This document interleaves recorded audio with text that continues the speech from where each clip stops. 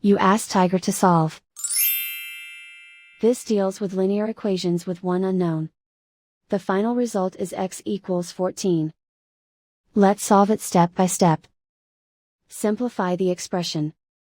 Expand the parentheses. Simplify the arithmetic. Group all constants on the right side of the equation. Add 18 to both sides. Simplify the arithmetic.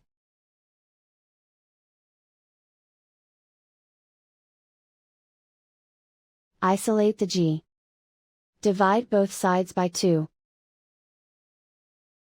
Simplify the fraction. Find the greatest common factor of the numerator and denominator.